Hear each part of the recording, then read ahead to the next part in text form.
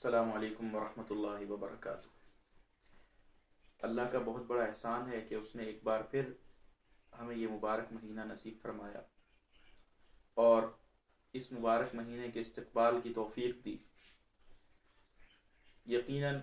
یہ ماہ مبارک اللہ کا مہمان ہے، اور مہمان جس کا ہے اس کی عظمت اتنی بڑی ہے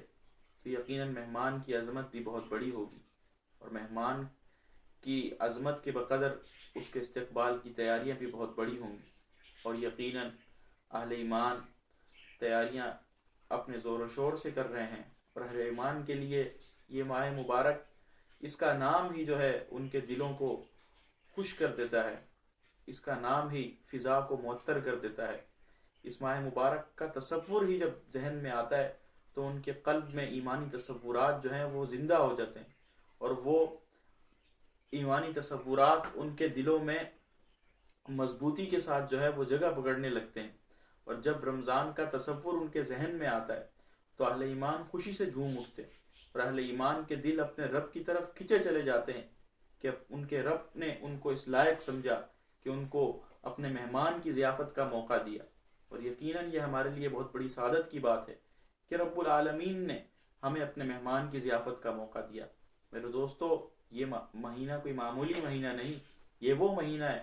جس کے استقبال کی تیاری رسول اللہ صلی اللہ علیہ وسلم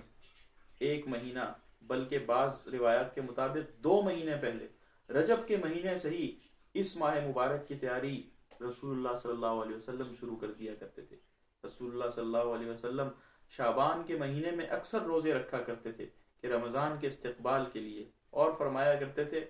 کیونکہ شعبان کا مہینہ رمضان مبارک سے پہلے آتا ہے، اس سے لوگ غفلت برتتے ہیں اور اس کا اس قدر اہتمام نہیں کرتے۔ تو یہ جو شعبان اور رجب کا مہینہ ہوا کرتا تھا، یہ رمضان مبارک کی گویا کہ تمہید ہوا کرتا تھا،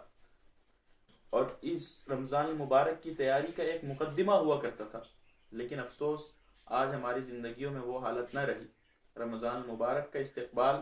بھی اس شان کے ساتھ نہ رہا جس شان کے ساتھ قرون اولیٰ کے مسلمانوں میں ہوتا ہو۔ لیکن خیر، الحمدللہ آج بھی مسلمانوں میں اس ماہ کی عظمت، اس ماہ کی جو ہے محبت، وہ کسی قدر کم نہیں۔ لیکن افسوس یہ ہے کہ اس ماہ مبارک کا مسلمانوں سے جو تقاضا ہے، مسلمان اکثر و بیشتر اس سے غافل ہیں۔ اکثر مسلمان اس ماہ مبارک میں اہتمام کر لیتے ہیں، وہ سحری اور افطاری کو جو ہے وہ پر رونق بنانے کا اہتمام کر لیتے ہیں، زیادہ سے زیادہ تراویح کا اہتمام، یا اسی طرح کی چند جو ہے وہ رسوم عبادات، شعائر عبادات جو ہیں ان کو بڑے شوق کے ساتھ جو ہے وہ بجا لاتے ہیں۔ تو یہ ایک بڑی مستحسن چیز ہے،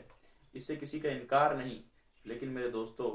اس ماہ مبارک کے بہت بڑے تقاضے ہیں۔ یہ ماہ مبارک ہم سے مکمل طور پر تبدیلی چاہتا ہے، ہمیں مکمل طور پر ہماری فکر کو، ہمارے رہن سہن کو، ہماری زندگی کے طرز کو، ہمارے سوچنے کے طریقے کو، حتیٰ کہ ہمارے شعور کو، ہر ایک جو ہے ہمارے شعور کو، ہمارے وجود کو بالکل نئے رخ پر ڈال دینا چاہتا ہے، بالکل ایک نئی سمت دے دینا چاہتا ہے۔ وہ سمت جو اللہ کو مطلوب ہے، وہ سمت جو رسول اللہ کو مطلوب ہے۔ یہ اللہ کا مہمان ہمیں اس کی یاد دہانی کروانے کے لیے اپنا پورا تربیتی پیکج لے کے اور اس کے اپنے تربیتی وسائل لے کے ہماری زندگیوں میں آتا ہے، تاکہ ہم اللہ کے مطلوبہ انسان بن سکیں۔ تو میرے دوستو، یہ بات جاننا کہ یہ ماہ مبارک ہم سے کیا تقاضے کرتا ہے، اس ماہ مبارک کے کیا تقاضے ہیں، آیا اس کے یہی تقاضے ہیں کہ صرف روزہ رکھ لیا جائے، بھوکا پیاسا رہا جائے اور رات کو قیام کر لیا جائے؟ نہیں میرے دوستو، رسول اللہ صلی اللہ علیہ وسلم کا فرمان ہے کہ کتنے روزے دار ایسے ہیں کہ جن کو سوائے بھوکے پیاسے رہنے کی مشقت کے کچھ بھی نہیں حاصل ہوتا، اور کتنے جو ہیں وہ راتوں کو قیام کرنے والے ایسے ہیں کہ ان کو راتوں کو کھڑے ہونے کی مشقت کے سوا کوئی اجر یا کوئی فضیلت حاصل نہیں ہوتی۔ تو میرے دوستو، معلوم ہوا کہ مقصود یہ نہیں، بلکہ مقصود ایک بہت بڑا درس ہے جو یہ رمضان ہمیں دینا چاہتا ہے۔ یہ ہماری زندگیوں میں ایک انقلاب پیدا کرنا چاہتا ہے، یہ ہماری زندگیوں کا رخ ہی بدل دیتا ہے، ہماری زندگیوں کو ظلمت کے، غلاظت کے، ہماری زندگیوں کو کفر کے، شرک کے اور ضلالت کے، اور اسی طرح پستیوں کے، اور اسی طرح جو ہے وہ حقیر چیزوں کے دلدل سے اور اندھیروں سے نکال کے ایمان کی روشنی عطا فرمانا چاہتا ہے، ایمان کی روشنی اور ایمان کا سایہ دینا چاہتا ہے۔ یقیناً یہ باتیں ایسی نہیں کہ جو مختصر سی نشست میں بیان کر دی جائیں، بلکہ یہ ایک طویل سلسلہ ہے جو اس ماہ رمضان میں انشاءاللہ ہم آپ کے ساتھ ڈسکس کریں گے اور اس پر گفتگو کریں گے انشاءاللہ۔ یہ اللہ رب العزت ہمیں رمضان المبارک کے تقاضوں کو سمجھنے کی، ان پہ عمل کرنے کی توفیق دے۔ سب سے پہلی چیز عزم کر لیجئے، اپنے آپ کے ساتھ وعدہ کر لیجئے کہ یہ رمضان ویسا نہیں ہوگا جیسے ہماری زندگیوں میں گزشتہ رمضان ہوا کرتے تھے۔ اس رمضان کا بہت بڑا معنی ہوگا، یہ رمضان یقیناً ہمیں تبدیل کرے گا، یہ رمضان ہمیں زندگی کا شعور دے گا، یہ رمضان ہماری زندگی کو نئی سمت دے گا، یہ رمضان ہمیں مقصدیت دے گا، یہ ہمیں جینے کا جواز دے گا۔ اس رمضان کو ہم نے اپنی زندگیوں میں ضائع نہیں کرنا ہے، اس رمضان کو قیمتی بنانا ہے۔ یہ رمضان تو فیضان عام ہے، اس کا فیض تو ایسا ہے جو ہر خاص و عام پہ یکساں برس رہا ہے۔ یہ اللہ رب العزت کی عام نعمت ہے، بلکہ عام سے بھی عام نعمت جو ہے اس ماہ مبارک میں اللہ کی ہو جاتی ہے۔ لیکن یہ انسان کے ظرف پر ہے کہ وہ اپنے ظرف کے مطابق کس طرح اور کس قدر اللہ کی رحمتوں کو، اللہ کی نعمتوں کو اور اللہ کی ان محبتوں کو لینے والا بنتا ہے، اور ان کو صرف یہ نہیں کہ حاصل کرے بلکہ ان کو حاصل کر کے اپنی نئی زندگی کے لیے قابل استعمال بناتا ہے، اپنی نئی زندگی کے لیے قوت بناتا ہے، اپنی نئی زندگی کے لیے ان کو مشعل راہ بناتا ہے۔ میرے دوستو، اللہ رب العزت ہمیں توفیق دے، ہمت دے، اس ماہ مبارک میں سستی کاہلی سے بچائے۔ یہ ماہ مبارک میرے دوستو اس لیے نہیں کہ صبح روزہ رکھ کے شام تک سوتے رہا جائے اور پھر نمازیں پڑھ کے پھر سوتے رہا جائے، نہیں میرے دوستو، اپنے بستروں سے دور ہونے کا مہینہ ہے، یہ قیام کا مہینہ ہے، صیام کا مہینہ ہے، صبر کا مہینہ ہے، رضا کا مہینہ ہے، صلہ رحمی کا مہینہ ہے۔ یہ مہینہ اپنے اندر اتنی جامعیت رکھتا ہے جس کو بیان کرنے کے لیے بے شمار صفحات کتابوں کے چاہیے، جن کو بیان کرنے کے لیے وقت کا ایک بہت بڑا ڈھیر چاہیے۔ اللہ رب العزت ہمیں اس کے تقاضے سمجھنے کی توفیق دے، قرآن سے جڑنے کی توفیق دے، قرآن کی تلاوت کا اہتمام کیجیے،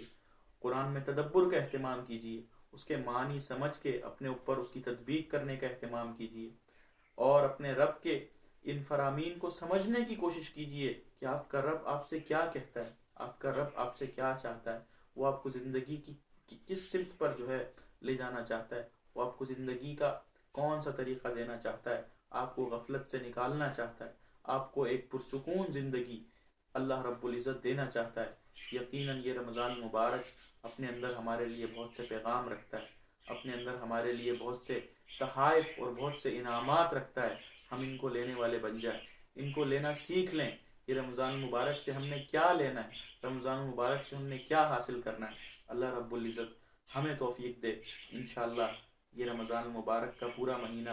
مجالس رمضان میں آپ کے ساتھ ہوں گے، ہمارے